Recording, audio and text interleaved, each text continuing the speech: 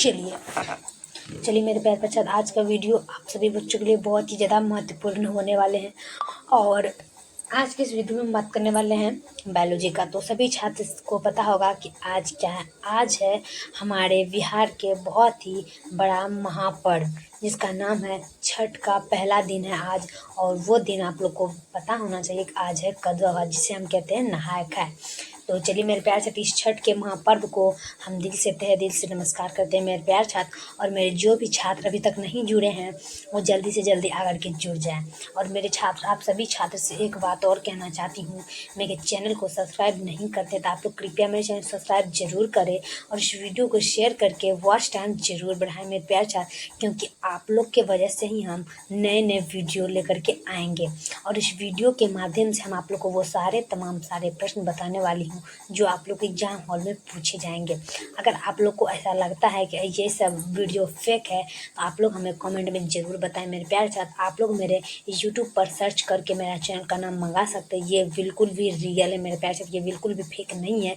ये मेरा real channel है जो कि हम आप लोग को बताने वाले हैं बहुत ही ज़्यादा महत्वपूर्ण प्रश्न। तो चलिए मेरे प्यारे छात्र, इस वीडियो को हम स्टार्ट तक करते हैं। चलिए क्या कह रहा है प्रश्न कि मसूर वैज्ञानिक मेंडल मुख्य जाने जाते हैं किससे। अब देखिए यहाँ पर बात है कि मसूर का जो वैज्ञानिक है वो किससे जाने जाते हैं और किस चीज़ के पौधे से जाने जाते हैं। तो चलिए यह कह रहा है कि मटर के पौधे के कार्य हेतु और आनुवंशिक के नियम हेतु। तो इसका आंसर दोनों में क्या करना है, ऑप्शन नंबर सी लगाना है। तो प्रश्न कहता है कि मसूर वैज्ञानिक मेंडल मुख्य जाने जाते हैं मटर के पौधे से और आनुवंशिक के नियमों से। तो याद रखिए सारा प्रश्न ऑप्शन नंबर सी लगाना है। चलिए नेक्स्ट देखते हैं। तो नेक्स्ट आपका आता है दूसरा नंबर में। दूसरा में कह रहा है कि यदि पिता का रक्त वर्ग AB और माता का B है तो उनके संतान के रक्त वर्ग जीरो होने की संभावना कितनी है। चलिए हम देख लेते हैं कि यदि पिता का रक्त वर्ग AB और माता का B है तो उनके संतान के रक्त वर्ग 0 होने की संभावना क्या है। हो जाएगा 0% क्या होगा, 0% ऑप्शन नंबर लगाएंगे हम 0% चलिए अगला का बात करते हैं। तो अगला आपका आता है तीसरा में। मेरे प्यार छात्र, आप लोग जरूर हमें सपोर्ट करें, क्योंकि ये आप लोग के सपोर्ट से ही हम कुछ नए नए वीडियो बना कर लाएंगे। चलिए 3 में देख लेते हैं कि एक विवाहित जोड़े पहले से 3 पुत्रियां हैं और चौथे संतान के सोच रहे हैं, तो इस भाविक संतान में पुत्र होने की संभावना कितनी प्रतिशत। मतलब कह रहा है कि एक विवाहित मतलब एक लड़का और लड़की की जोड़ी है और जिनके पहले से मतलब लड़का का पहले से 3 पुत्रियां हैं। अब चौथी संतान की सोच रही, मतलब चौथा मतलब 4वां संतान के बारे में वो सोच रहा। और इसी भावी संतान पुत्र होने की संभावना मतलब 3 पुत्रियां हैं और 4 के बारे में सोच रहे हैं, तो लड़का होने का कितना संभावना है। तो चलिए हम देखते हैं। तो लड़का होने का संभावना है 50%। क्या होगा, 50%। याद रखेंगे 50%, ऑप्शन नंबर बी। चलिए 4 का क्रॉसिंग ओवर इनमें से किस अवस्था में होती है। चलिए हम देख लेते हैं कि क्रॉसिंग ओवर इनमें से किस अवस्था में होती है। तो आप लोग को याद रखेंगे पैकेटिन। क्या होगा, पैकेटिन। प्रश्न कह रहा है कि क्रॉसिंग ओवर इनमें से किस अवस्था में होती है, तो वो होती है पैकेटिन। ऑप्शन नंबर ए लगाना है, पैकेटिन में। चलिए अगला का बात करते हैं। तो अगला आपका आता है 5 का विशुद्ध लाल पुष्प। प्रश्न कर रहा है कि विशुद्ध लाल पुष्प का तथा शुद्ध सफेद पुष्प वाले पौधे में संकरण कराने से पहले संतति में सभी गुलाबी पुष्प वाले पौधे मिले, यह किस प्रकार का है। प्रश्न कर रहा है कि विशुद्ध मतलब क्या होता है, गंदा लाल पुष्प तथा और शुद्ध मतलब अच्छा पुष्प वाले पौधे में संकरण कराने से पहली संतति में सभी गुलाबी पुष्प वाले पौधे मतलब संतति में सारे सम्मिलित पुष्प वाले पौधे में यह किस प्रकार का है। तो चलिए हम देख लेते हैं। ये अपूर्ण प्रभाविता। क्या होगा, अपूर्ण प्रभाविता। याद रखेंगे क्या हो जाएगा, ये अपूर्ण प्रभाविता, ऑप्शन नंबर ए। चलिए अगला देख लेते हैं। अगला आपका था 6 का इनमें से कौन वैश्विक सर्वमान्य रक्तदाता समूह है। क्या कह रहा है कि इनमें से कौन वैश्विक सर्वमान्य रक्तदाता समूह है। तो 6 का देखना है और 6 का अपन से 0 जो रक्तदाता सर्वमान्य समूह है। इसका आंसर होगा ऑप्शन नंबर डी। चलिए अगला देख लेंगे हम 7 का इनमें से कौन यौन संबंधित गुण है। याद रखें कि इनमें से कौन यौन संबंधित गुण है। तो ये हो जाएगा वानर्धता। तो जो है ना, यौन के संचारित गुण का बारे में बताता है। क्या होता है कि इनमें से कौन यौन संबंध गुण है, तो वो हो जाएगा वानर्धता, ऑप्शन नंबर ए। चलिए अगला देख लेंगे हम 8 का कि जब कोई गुण एक से अधिक विपरीत जोड़े एलील द्वारा संचालित होता है उससे क्या कहते हैं। कह रहा है कि जब कोई गुण एक से अधिक विपरीत जोड़े एलील द्वारा संचालित होता है तो उसे क्या कहते हैं। तो 8 का हो जाएगा बहुविकल्पता। क्या कहता है, एक से अधिक जोड़े को क्या कहते हैं हम, बहु विकल्पता। याद रखेंगे ऑप्शन नंबर ए। चलिए अगला देखेंगे हम 9 का, कि संबंधदाता की खोज किसने की थी। याद रखेंगे कि संबंधदाता की खोज किसने की थी, तो संबंधदाता की खोज पन्ने ने किया था। किसने किया था, पन्ने ने। याद रखिए ऑप्शन नंबर सी, पन्ने ने। चलिए अगला देखेंगे 10 का, कि मेंडल ने प्रस्तावित किया था। याद रखेंगे प्रश्न कर रहा है कि मेंडल ने प्रस्तावित किया था कि आनुवंशिक का नियम क्या है, कि आनुवंशिक का नियम जो है ना मेंडल ने ही प्रस्तावित किया था, कि जो है ना आज आनुवंशिक का नियम है और मेरा नाम मेंडल है। तो ऑप्शन नंबर ए।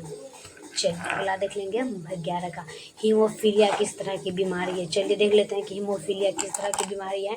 तो हीमोफीलिया जो है ना वंशागत रोग, अप्रभावी लक्षण और एक्स गुणसूत्र संलग्न रोग, यह जो है एक तरह का बहुत ही गलत बीमारी है जिसे हम कहते हैं हीमोफीलिया। तो इनमें से सभी में लगाना है ऑप्शन नंबर डी में। चलिए अगला देख लेते हैं 12 का, दुष्यंकर। प्रश्न कह रहा है कि दुष्यंकर क्रॉस से अनुलक्षणी फिनोटिपिक अनुपात होता है। कह रहा है कि दुष्यंकर क्रॉस में अनुलक्षणी फिनोटोपिक अनुपात होता है। याद रखेंगे सभी मेरे प्यारे छात्र में। और प्रश्न कह रहा है कि दुष्यंकर क्रॉस में अनुलक्षणी फिनोटिपिक अनुपात होता है। तो 12 का आपका आंसर क्या आ जाएगा, तो 12 का आपका आंसर आ जाएगा 9:3, 3:3, 3:1, 9:3, 3:3, 3:1। Option number D. चलिए अगला देखेंगे 13 का, युग्मन। क्या कह रहा है कि युग्मन एवं विकर्षण के सिद्धांत को किसने प्रतिपादित किया। प्रश्न कह रहा है कि युग्मन एवं विकर्षण के सिद्धांत को किसने प्रतिपादित किया। सभी मेरे प्यार से देख लीजिएगा। प्रश्न कह रहा है कि युग्मन एवं विकर्षण के सिद्धांत को किसने प्रतिपादित किया। तो 13 का आपका आंसर आ जाएगा वेटेसन एवं पनेट। वेटेसन एवं पनेट। ऑप्शन नंबर बी लगाएंगे, वेटेसन एवं पनेट। चलिए अगला देख लेंगे 14 का। अब देखिए 14 में कह रहा है कि एक परिवार जिसमें 5 बेटियां हैं और छठे संतान होने वाली है, तो बेटा होने की संभावना कितनी। मतलब कह रहा है कि एक परिवार है, मतलब एक परिवार मतलब ये सोच लीजिए कि पति एंड पत्नी है और उस पति एंड पत्नी में 5 बेटियां हैं और छठी संतान होने की संभावना, मतलब छठी संतान होने के बारे में सोच रही है, तो बेटा होने की कितनी संभावना है। तो चलिए हम देख लेते हैं, वो जगह 0%, मतलब बेटा नहीं हो सकता है। याद रखेंगे आप सभी छात्र को, अगर कोई आपसे पूछे कि उस आदमी को 5 बेटियां हैं तो छठा में क्या बेटा होगा, तो आप लोग को बोलना कि नो चांस, बट हो भी सकता है, पर अपनी तरफ से या मतलब वैज्ञानिक की तरफ से तो इसमें लिखा हुआ है कि no chance and 0%। Option number ए।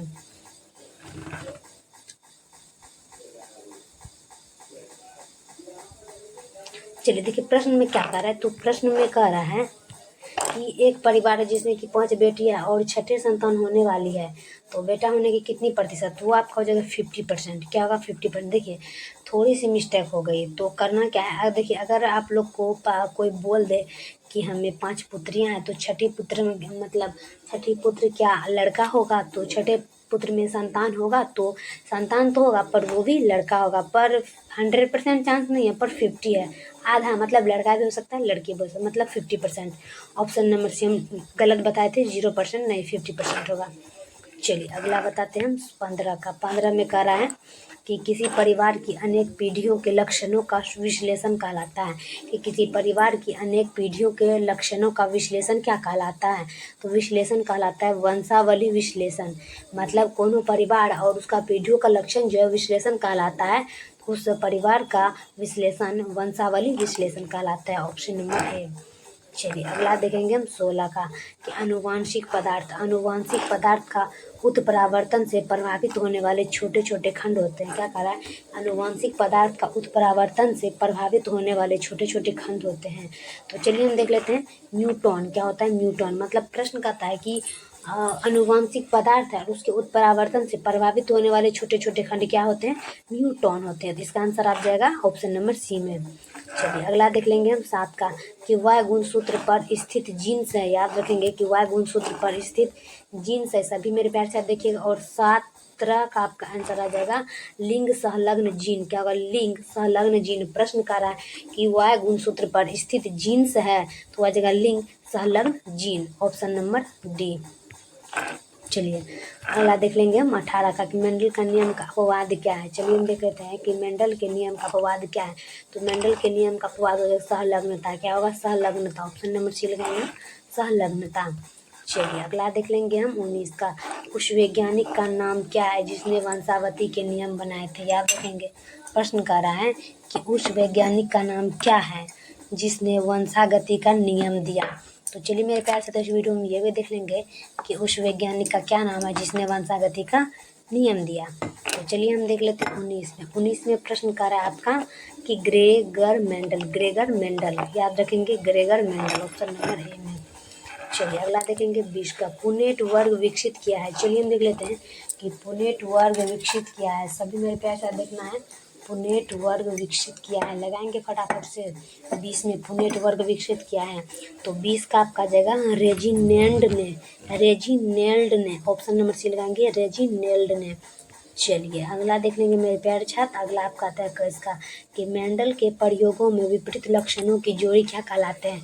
कि मेंडल के प्रयोगों में विपरीत लक्षणों की जोड़ी क्या कहलाते हैं? सभी मेरे प्यारे छात्र देख लीजिएगा। सभी छात्र से हाथ जोड़कर निवेदन है कि इस वीडियो को शेयर जरूर करें मेरे प्यारे छात्र, क्योंकि आप सभी छात्र एवं छात्राओं के लिए बहुत ही ज़्यादा मेहनत करके बनाना पड़ता है ताकि आप लोग बिहार का नाम रोशन करें। तो चलिए मेरे प्यारे छात्र, इसको हम देख लेते हैं। प्रश्न में कह रहा है कि मेंडल के प्रयोगों में विपरीत लक्षणों की जोड़ी क्या कहलाते हैं? तो 21 का आपका आ जाएगा ऑप्शन नंबर डी में, एलील। क्या होगा? एलील। याद रखेंगे क्या हो जाएगा? एलील, ऑप्शन नंबर डी में। चलिए अगला देख लेंगे हम 22 का कि कई लक्षणों के प्रभावित करने वाले जीन क्या कहलाते हैं? कई लक्षणों को प्रभावित करने वाले जीन को क्या कहते हैं? सभी मेरे प्यार साथ देखिएगा। प्रश्न कर रहा है कि कई लक्षणों को प्रभावित करने वाले जीन को क्या कहते हैं? 22 का देखना है, और 22 का हो जाएगा आपका लिपियोटॉर्पिक। क्या होगा? लिपियोटॉर्पिक, ऑप्शन नंबर बी लगाएंगे, लिपियोटॉर्पिक। चलिए अगला देखेंगे हम 23 का। मनुष्य पुरुष में गुणसूत्र की संख्या। याद रखिए, मनुष्य पुरुष में गुणसूत्र की संख्या सभी छात्र को देखना है। मनुष्य पुरुष में गुणसूत्र की संख्या, एक बार कमेंट बॉक्स में जय माता सरस्वती जरूर लगाएं मेरे प्यार से। तो आप लोग का आंसर क्या आ जाएगा? मनुष्य पुरुष में गुणसूत्र की संख्या कितनी होती है? तो वो आपका 23 में आ जाएगा 44 प्लस XY। क्या होगा? 44 plus XY, option number D. चलिए 24 का। 24 में क्या कह रहा है? 24 में कह रहा है कि एक जीन जोड़ा दूसरे जीन जोड़े के प्रभाव को दबा देता है, इस घटना को क्या कहते हैं? कह रहा है कि एक जीन जोड़ा दूसरे जीन जोड़े के प्रभाव को दबा देता है, इस घटना को क्या कहते हैं? 24 का देखेंगे, और 24 का आपका आंसर हो जाएगा एपिस्टेसिस। क्या होगा? एपिस्टेसिस, ऑप्शन नंबर लगाएंगे, एपिस्टेसिस। चलिए अगला देख लेंगे हम 25 का कि निम्न में कौन सा रोग हीमोग्लोबिन त्रुटि के कारण होता है? कि निम्न में कौन सा रोग हीमोग्लोबिन त्रुटि के कारण होता है? 25 का देखेंगे, और 25 में प्रश्न कर रहा है कि कौन सा रोग जो है ना हीमोग्लोबिन की त्रुटि के कारण होता है? तो ये होता है सिकल सेल एनीमिया, मतलब एनीमिया के कारण जो है ना क्या कहते हैं, रोग होता है। कौन सा रोग होता है? चलिए हम देख लेते हैं एक बार फिर से। हीमोग्लोबिन की त्रुटि किससे होता है? एनीमिया से। तो इसका आंसर आ जाएगा ऑप्शन नंबर डी में। चलिए अगला देख लेते हैं हम 26 का कि मेंडल ने कितने लक्षणों का अध्ययन किया? याद रखेंगे कि मेंडल ने कितने लक्षणों का अध्ययन किया? तो 7 का। याद रखें, प्रश्न करा कि मेंडल ने कितने लक्षणों का अध्ययन किया? 7 का, ऑप्शन नंबर डी सी लगाएंगे। चलिए अगला देखेंगे हम 27 का कि मेंडल ने प्रतिपादित क्या किया था? मेंडल ने प्रतिपादित क्या किया था? संलग्नता का नियम, आनुवांशिकता का नियम। सभी मेरे प्यार देखिएगा। 27 में प्रश्न कर रहा है कि आनुवांशिकता का नियम। मेंडल ने क्या प्रतिपादित किया था? आनुवांशिकता का नियम, ऑप्शन नंबर बी लगाएंगे। चलिए 28 का देखेंगे कि पृथक्करण के सिद्धांत को क्या कहते हैं? याद रखें कि पृथक्करण के सिद्धांत को क्या कहते हैं? सभी मेरे प्यार देखिएगा, पृथक्करण सिद्धांत को क्या कहते हैं? 28 का आपका आंसर आ जाएगा युग्मनों को शुद्धता का नियम, युग्मकों की शुद्धता का नियम, ऑप्शन नंबर सी लगाएंगे। प्रश्न करा है कि पृथक्करण के सिद्धांत को क्या कहते हैं?